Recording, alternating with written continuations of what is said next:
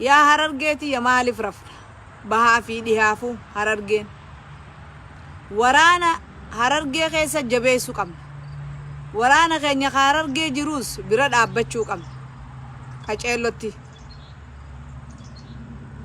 ورانا هررجي خيسة جرو قبا قباچو قم مالف نمني دورا منفيتي سنجار أصو إفجلن أخافني ويرونا مالك إين أخاف Oromoon akka walii garaatitti Oromiyaa guutuu waliin qabna dhugaadha.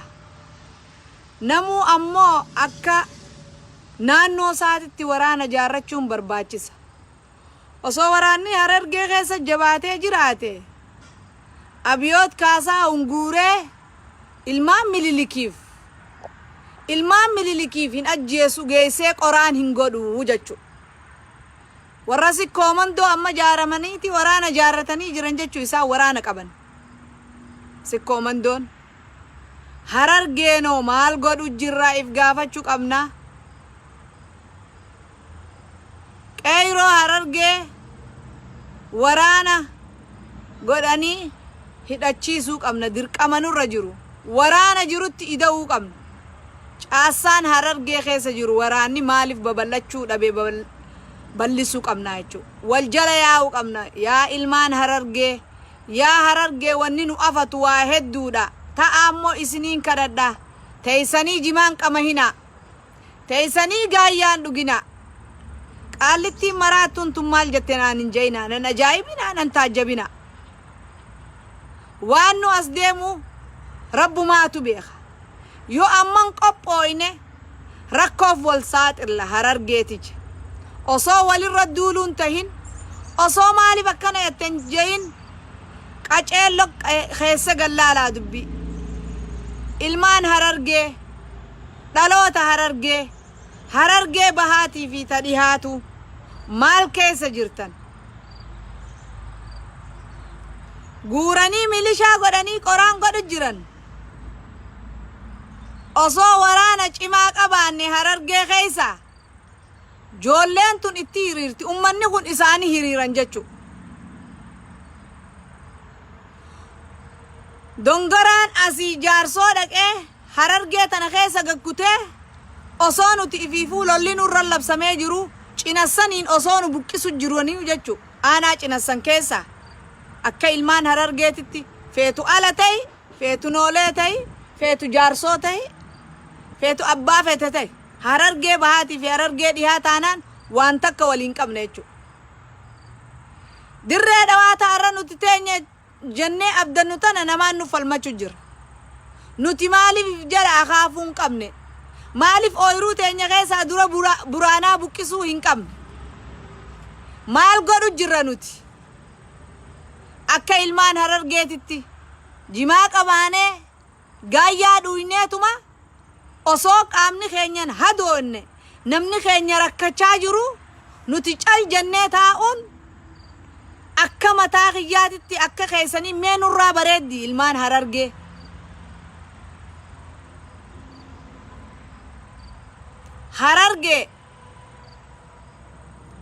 rakkoon tiyya rakkooteessani rakkoon teessan rakkootija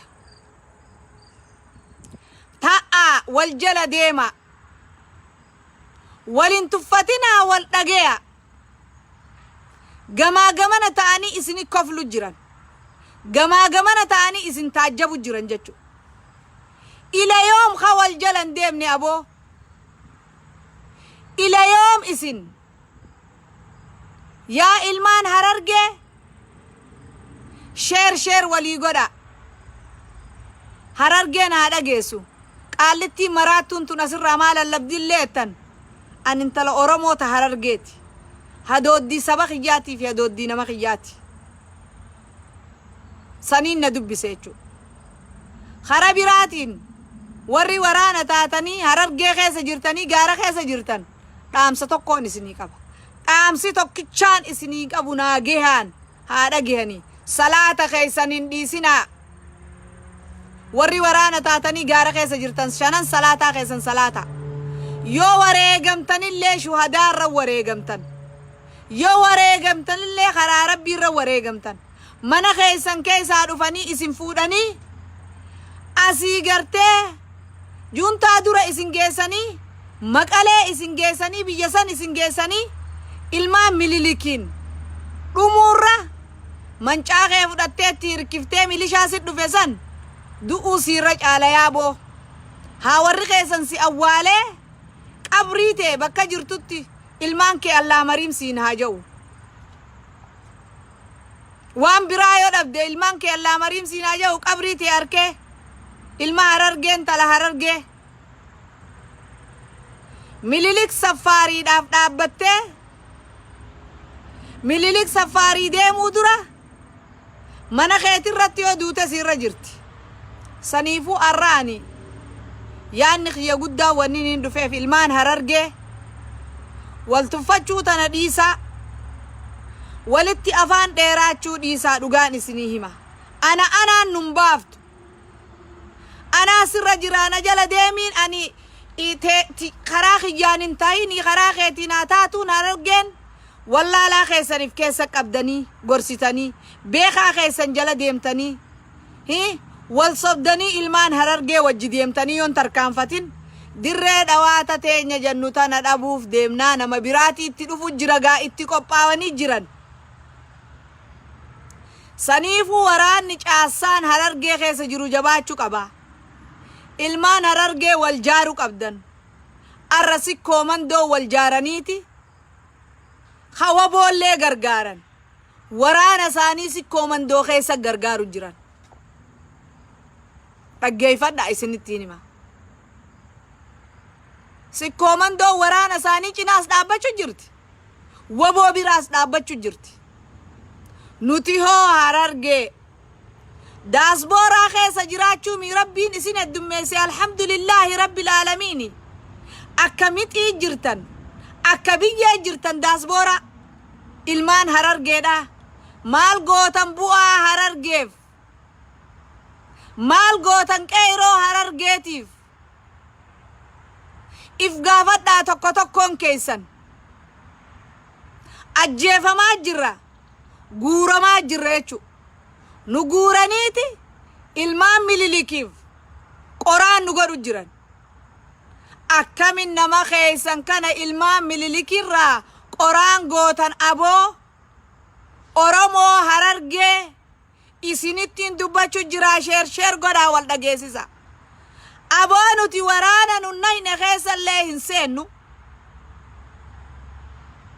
tanaafi ibaadaa teessaniis gootanii salaata salaattanii diinaa keessanillee ilmaan Harargee barachuu qabdan bakkan taanetti lubbuu teessan wareegan kafaltan rabbiin isin gaafata mootummaa fedhe taanuu nu dura dhaabbachuu dandeessan nuti wareega nutti hin nayne shari'aan teenyallee nuun hayyamne sirna mililikiif duuluudha sirna mililikii duuluun qabnu shari'aan teenya nuun hayyamne aboo Harargeen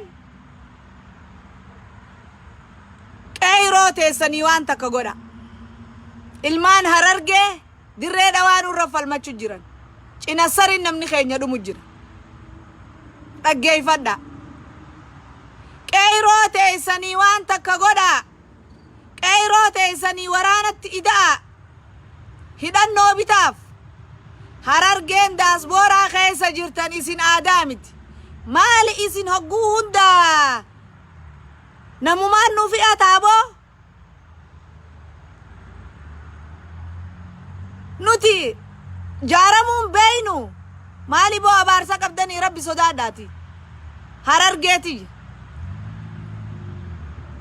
dirree dhawaa tana keessatti ilmaan mililik Oromoo hidhanii aderee biyyoo tana keessa hidhanii haramaayaa awwadaay kombolcha maal jeetiin isinii lakkaawa Harargee cufa keessa mi'oo isatti bakka hundatti dadaritti gaara mul'ataa keessatti Oromoon hidhaa keessa guuttee jirti akkiin isin jirtan kun irra guddaan keessa muslim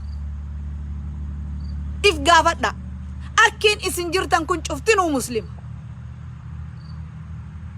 dhaggeeffadha Harargeen isin lafarraa ka'a wal jala deema qeyroo teessan jabeessa ilmaan mililikiif isaan deemanii juntaan fixu dhugatti isin irraa gaafata. Ibidda kana keessaa deebisuu qabdan jechuudha.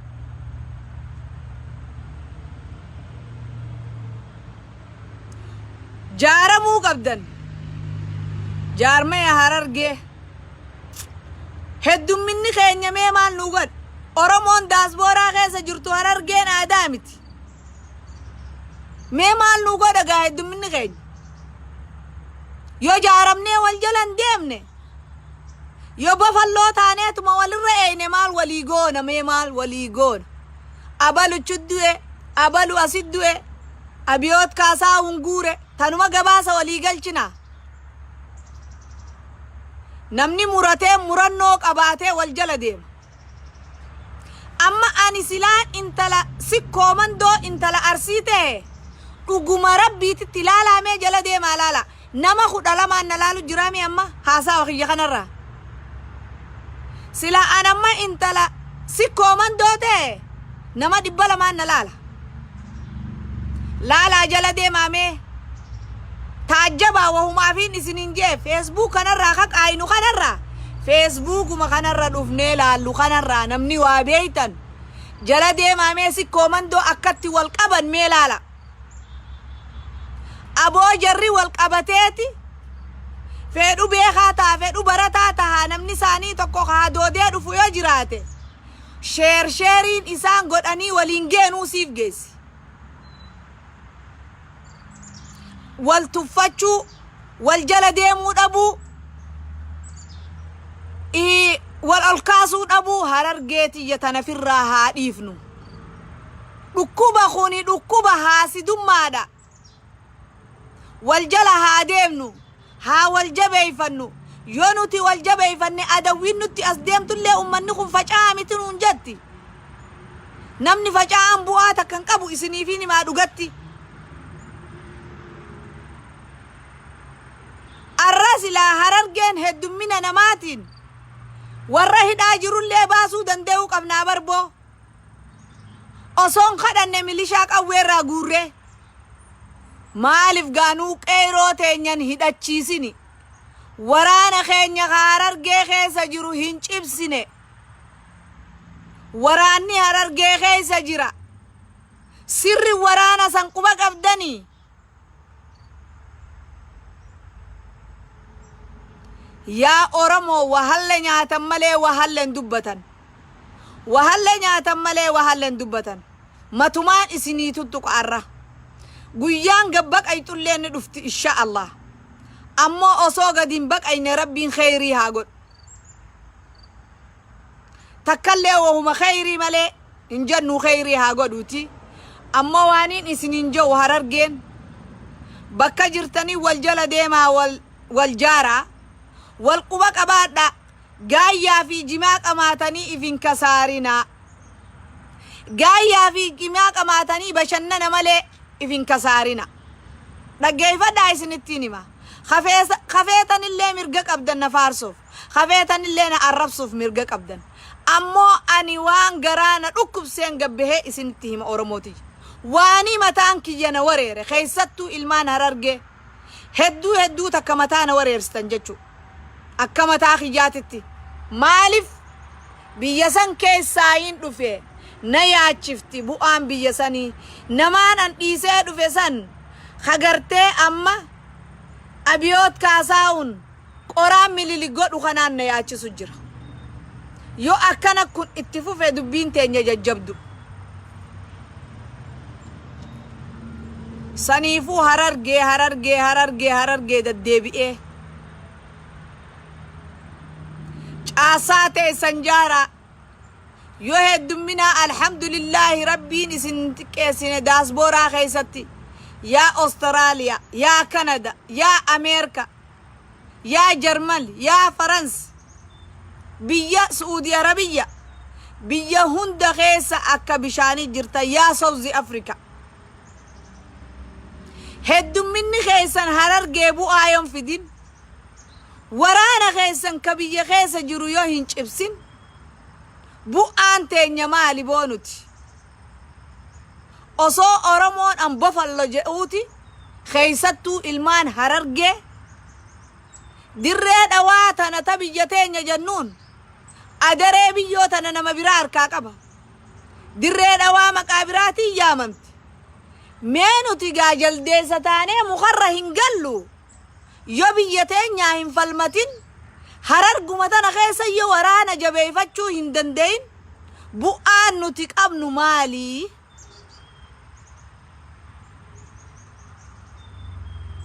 Maqaaf ala bahuun maali? Maqaaf daasbooraa keessa jiraachuun maali? Aboo tokkoon keessan if gaafadha. Dhaamsa kana walii dabarsa. Hogguu jimaa qamaatan hogguu gaayyaa dhuydan. Yaadadha abbaleeyso.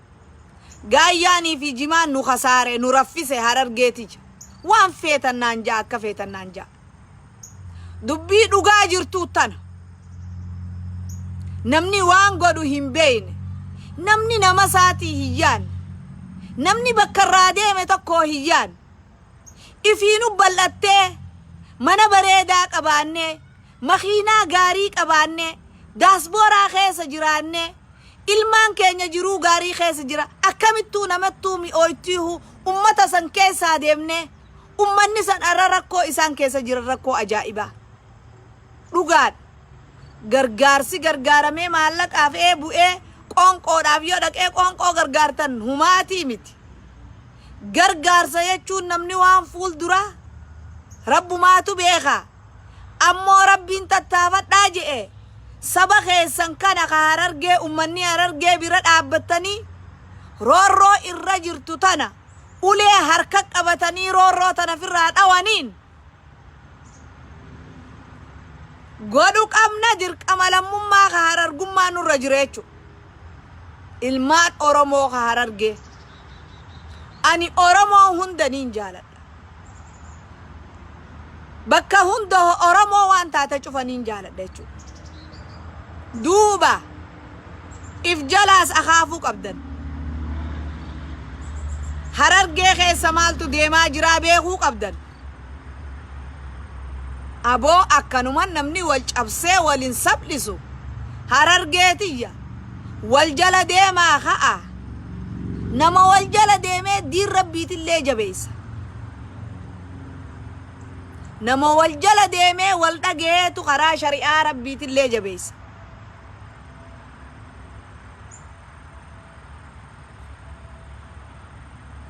Saniifuu ilmaan Oromoo guuranii mililikii qoraan godhu jiran. Qoraan isaan godhanirraa aboo ummanni biyya teenya jiru ni beeytan waan biyya keessa jiru keessattuu warri daasbooraa jiru. Biyya namuu bakka irraa dhufe hin beeynu. Ummanni keenya teknooloojii akka gaariitti hin qaban. Waan deemaa jirullee hedduu jala deemuu hin dandeenye baadiyyaa keessatti. Aboo yoo dura deemtanii isin ummata san jaartanii qeyroo Harargee keessa jirtu hin gargaarre wali ustanii akkanumatti teessanii eeydan ummanni keenya dararaa guddaa keessa jira. Keessattuu Harargeen dararaa guddaa keessa jirti. Ta'aa ummata Oromoo warri Harargeen ta'aa jimaa qamoo fi gaayyaan dhuguu kunnun baasu.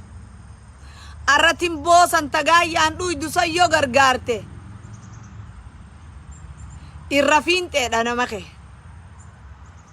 Hogguun akkana isiniin jedhu waan garaana gubee garaan na bilchaate jechuudha. Hogguun tana dubbadhu garaa kiyyaan na bilchaate. Ummata Oromoo yaa Harargee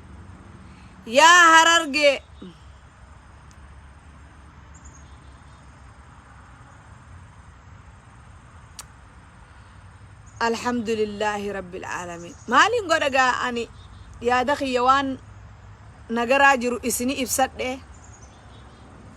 Hadooddiif akkana jettaniis ni maraattee Facebook irra maraatteettaniis dhugaa gartee ani waan isinin jedhu hin qabu. Garuu osoo adda babaasuu fi akkanan je'initti Harargee jaaramaa wal jala deema wal dhageeyaa ta'aa ammoo isiniin kadhadhaa yaa Harargeeticha. Harargeen dhihaa fi bahaa wal jala deemaa ka'aati. Walin tuffatinaa.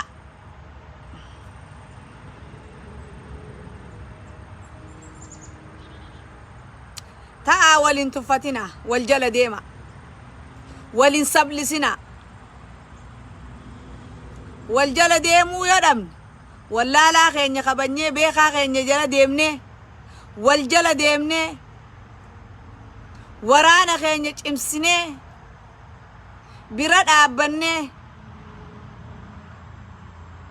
Harargee keessatti yoo biran dhaabbatin maaluma yaa Oromoo maali falli? Namni guyyaa tokko qawwee fuudhee gaara seenee adawwii dhawee haleele. Dhaggeeffadhaa Oromoo. Galata guddaa akka Oromooti qaba. Nama guyyaa tokko Oromoof je'ee dhaabbate gabrummaan firraa buqqisa. Sirna gabrummaa kanaan lafarraa buqqisa je'ee sossohee gaara seene galata qaba.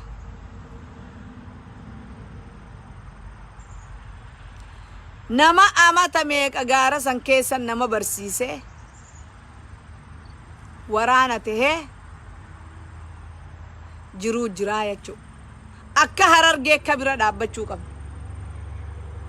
Dhaggeeffadha.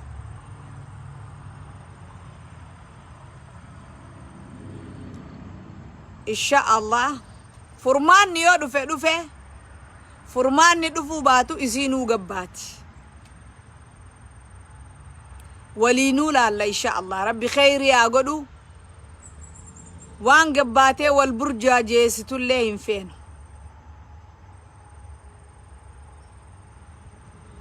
Oromoon dhihaa fi bahaa kaabaa kibbaa akka wal jala deemanii jaalmarroon hoggoonamanii wal jala caasaa hidhatanii jabaatan.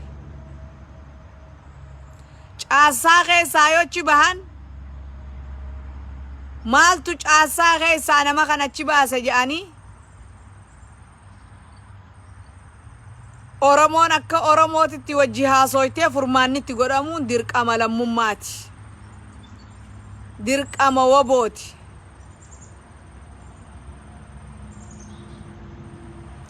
Saniifuu ilmaan Oromoo wal jaaraa ilmaan Harargee keessattuu walin faffacaasinaa Harargee bu'aan nuu qabdu hin jirtu wal faffacaasuun wal jala deemuu maleedha. Saniifuu warri naa kan niyattan arrasi isinii kan nuun danda'u dhiifamaan isin gaafadha isinii kan nuun danda'u maaliif isinii kan nuun danda'u. Saniifuu ilmaan Oromoo hanqana sheer walii godha. Ilmaan Harargee walin sablifnuu jaaramaa bakka jirtanitti jaaramaa. Yoo jaaramu baannee akkanatti adda faffacaane ilmaan Harargee booyuuf jiraanna. Namni waan gaarii godhu qaba. Seenaa bareedduu lafa kaayaaf. Harargee keessa seenaa bareedduu lafa kaayuu qabdan. Jaaramne wal jala deemnaa wal dhageenyaa jechuu qabdan jechuu. Saniifuu hanqanumaan haasawee dhaamsi kiyya kanaa sheer waliin godha. Yoo bu'aa isinii qabaattees dhaggeeffadha. Yoo bu'aa isinii qabaachuu baattee dhiiftaniis dhiisaa maaliif jennaan ani yaada kiyya dhimma kiyya waan mataan kiyya na yaadee rakkoona jirtu Harargee tana keessa laalee dhufee isinitti ibse. Yokka Oromoo Harargeetti kalaaltan taate wanni kun gartee nu baasaa obboleeytiin teenya tun takkaa'uu haati teenya tun sirri nuun jette kee taatanii jettanii fudhattan taates ni fudhattan. Yookiinis Allah wakiil du'aamaan godhaaf Oromooti yoo waan biraa waan hin godhun qabu. Maaliif jennaan Oromoon Harargee yoo wal jala deemu baattee wal jaaru baattee caasaa jabduu hidhachuu baatte qorii namaa taate bu'aan nuti qabnu maaltu jira gaa obboleeyyan kiyya mee dhugumaan isinin jaalmaan Oromoo ka Harargee keessattu Karaan qotinaa. Karaan faca'inaa aboo wal quba qabaadha. Haw jenneetuma akkanumatti gartee bakka irraa deemnee fi bakkatti deemu wallaaluun ta'aba nama keeysi. Osoo manni kee dhimmisu mana biraa dheertee deemtee jaaruun qabdu.